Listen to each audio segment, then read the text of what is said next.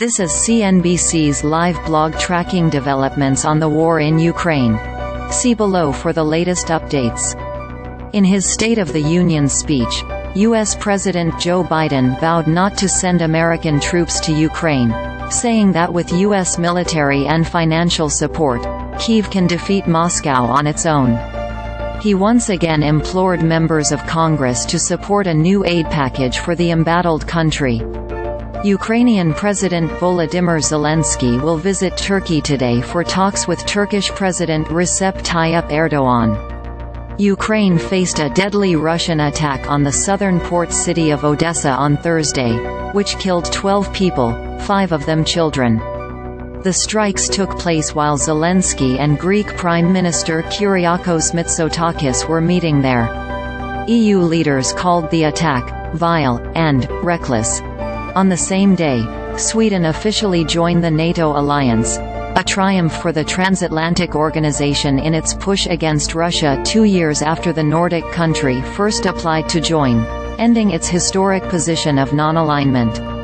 The head of the Office of the President of Ukraine, Andriy Yermak, met with a Chinese delegation in Kyiv led by Li Wei, China's representative for Eurasian affairs. The visit was Li's second to Kyiv within a year.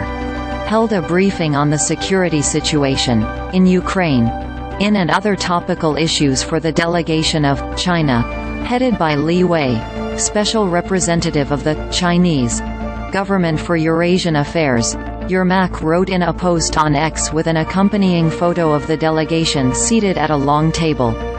China says it remains neutral in the Russia-Ukraine war, but has shown support for and friendship with Russia, while its national press largely blames the U.S. for the conflict.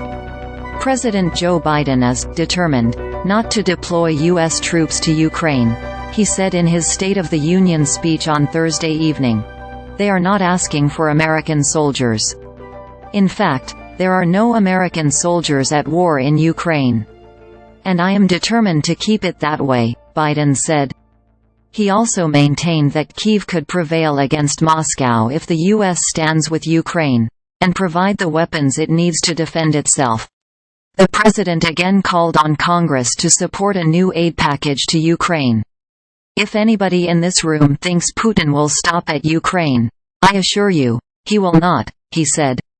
Sweden officially joined NATO on Thursday, almost 2 years after first applying.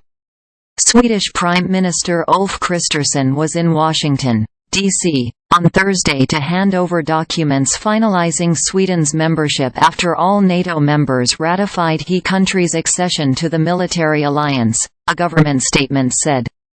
Meanwhile, the Swedish government on Thursday voted in favor of becoming the 32nd member of NATO, whose key principle is that an attack on one member is an attack on all members. Sweden first bid to join the military alliance soon after the war in Ukraine began, in May 2022.